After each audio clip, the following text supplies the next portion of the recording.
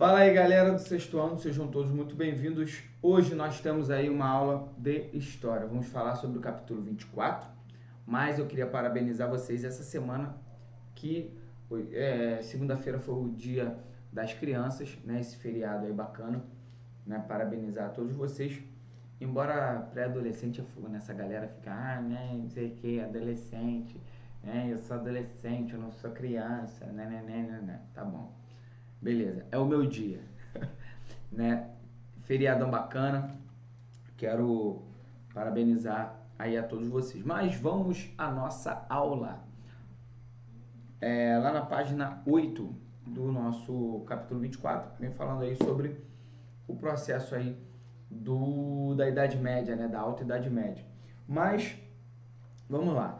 Período medieval, que é o que a gente vai estar estudando a partir de agora, ele é dividido em duas partes. Alta Idade Média e Baixa Idade Média. Alta Idade Média é quando nós estamos no processo de ruralização da economia, no auge do processo feudal. Já a Baixa Idade Média é quando nós temos algumas mudanças e a migração da Idade Média para a Idade Moderna, aos poucos, o estabelecimento do capitalismo, enfim. Nós vamos ver isso mais à frente. Mas aqui na Alta Idade Média, nós falamos aí sobre o fim do Império Romano, né? Ele é marcado aí pelo fim do Império Romano. O Império Romano ele cede às invasões bárbaras, que nós já vimos isso na aula passada. Os bárbaros começaram a invadir o território do Império Romano, e o Império Romano estava numa grande crise econômica, crise política, né? Enfim, essas crises, né? A crise de Roma, ela atrapalhou muito, né? Na verdade, ela favoreceu muito os bárbaros, que demoraram alguns séculos para que eles pudessem invadir de vez o Império Romano. E eles foram conquistando aos poucos, tanto é que eles viviam às margens do Império Romano, e os soldados romanos, eles trocavam coisas, havia comércio entre os romanos e os bárbaros, tá? Com o tempo, esses bárbaros passaram até a frequentar o Império Romano, a entrar dentro do Império, tá? Mas, o que aconteceu? Durante aí a crise do Império Romano, né, e as invasões dos bárbaros, houve uma grande ruralização da economia. As pessoas começaram a migrar das cidades para o campo em busca de segurança, em busca de proteção dos grandes proprietários dessas terras, tá? Com o tempo, a base da economia passou a ser rural. Até que com a invasão dos bárbaros, né, os bárbaros tomaram conta do local que era anteriormente o território do Império Romano, né, e você tem uma grande produção agrícola, e a agricultura passa a ser a base da economia, tá? E não mais o comércio como era anteriormente. Mas nesse período aqui que nós estamos falando, é através da invasão dos bárbaros.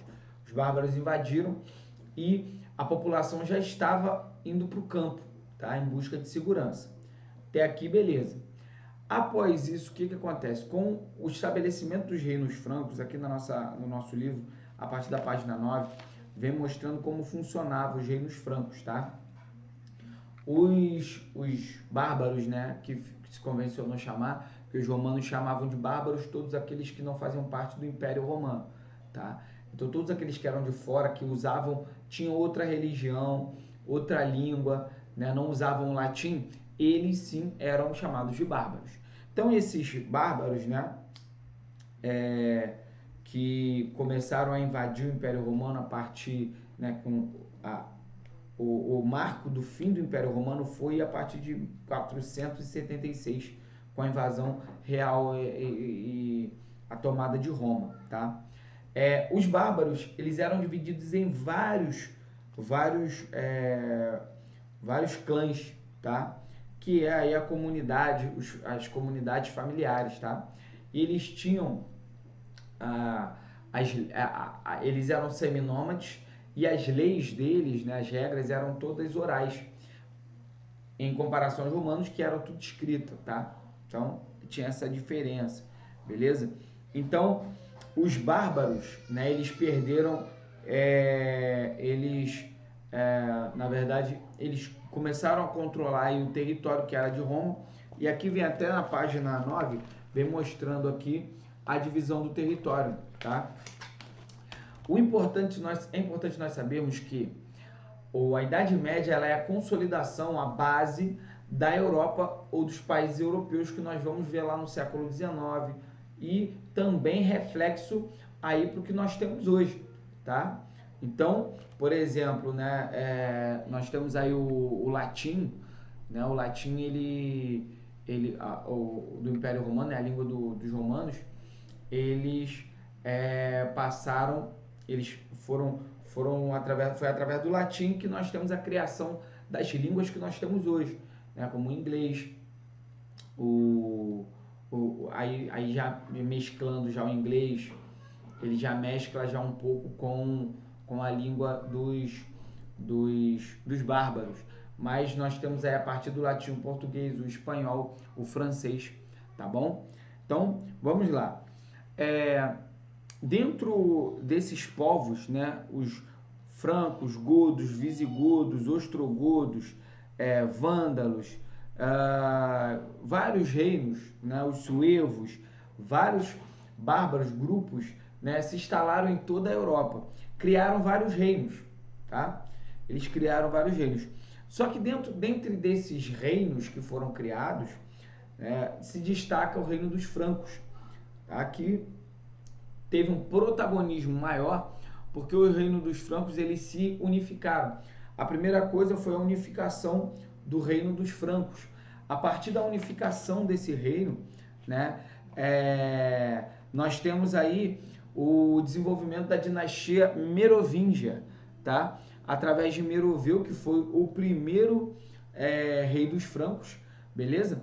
Ele foi um dos que proporcionou aí a unificação dos francos, se tornando um grande reino ali na Europa. Os francos, esse Meroveu, ele, por sua vez, ele morreu, né? Até seu neto Clovis também, né? Foi através do Clovis que houve um grande crescimento, né? Nós temos aí, Clovis experimentou a unificação dos francos e também o desenvolvimento aí dos francos, a parceria com a Igreja Católica, que foi o único resquício aí do Império Romano. A Igreja Católica se uniu a Clovis, se uniu aos francos e foi um dos grandes fatores para o desenvolvimento do Império Franco, tá? E o que aconteceu? Com o passar do tempo, nós vemos aí a figura de Carlos Martel, né? Que começou a assumir um protagonismo aí depois da morte de Meroveu, né? Depois da morte de Clovis, enfim. Nós temos aí Carlos Martel, que era filho de Pipino Breve, e ele teve um grande papel no processo aí do desenvolvimento dos francos, porque Carlos Martel ele teve várias conquistas, né, dentro da Europa e também na luta contra os árabes, aonde foi mudado o nome dele de Carlos Martel para Carlos Magno, né, que golpeia com um grande martelo. É o nome, né? Carlos Magno golpeia com um grande martelo. Beleza. Ele foi coroado pela igreja, imperador, né? Ele criou aí novamente, a igreja, né? Ele unificou os territórios que anteriormente eram do Império Romano, né? Do Império Romano do Ocidente. Ele também centralizou o poder, né? Criou aí uma aliança com a Igreja Católica, onde ele centralizou o poder no Império, tá? E ele foi coroado aí por Deus, né? Imperador romano, né? Dentro desse mundo do Império Bárbaro, né? Do Império Franco, foi trazendo de volta a cultura e boa parte dos conhecimentos romanos para aquele momento, tá? E fundando aí o que nós chamamos de Império Carolíngio. Ele, junto com a Igreja Católica, né, um fator que foi muito importante, né, a conversão dos bárbaros ao catolicismo, ao cristianismo, através da Igreja Católica, não foi somente uma questão política, tá? Aliás, não foi somente uma questão religiosa, mas foi uma questão política também para conquista de territórios e estabelecimento do poder, beleza? Então, Carlos Magno, além disso, ele implanta o que nós chamamos de renascimento carolíngio, onde ele implanta escolas, né? Onde ele começa a desenvolver leis escritas, tá? Igualzinho era lá no Império Romano. E aí nós chamamos de renascimento carolíngio porque ele pega parte do que era romano e traz para o Império de Carlos Magno, tá? Só que Carlos Magno ele morre em 1814, tá? E ele deixa aí para o seu herdeiro deixa pro seu filho e na verdade nós temos uma fragmentação do território, tá? Uma grande fragmentação do território europeu, aonde nós vemos a implantação aí do feudalismo, onde quem passa a ser o protagonista desse novo mundo são os senhores feudais. E isso nós vamos ver na próxima aula.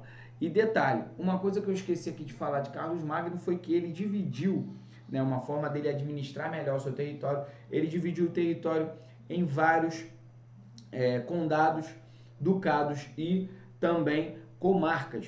Então, comarcas, né, ele divide, né, esses territórios, a Europa, né, na verdade, e você tem aí um grande período aí de administração de Carlos Magno, onde ele teve aí muito êxito, mas o seu território ele foi totalmente fragmentado, né, posteriormente, onde nós vemos aí a implementação do período feudal, que é o que nós vamos ver na próxima aula, beleza? Galera, espero poder ter ajudado vocês. Façam os conceituais e também os exercícios que eu estou enviando para casa de vocês, tá bom? Galera, um grande abraço, fiquem com Deus e até a próxima aula. Valeu, tchau!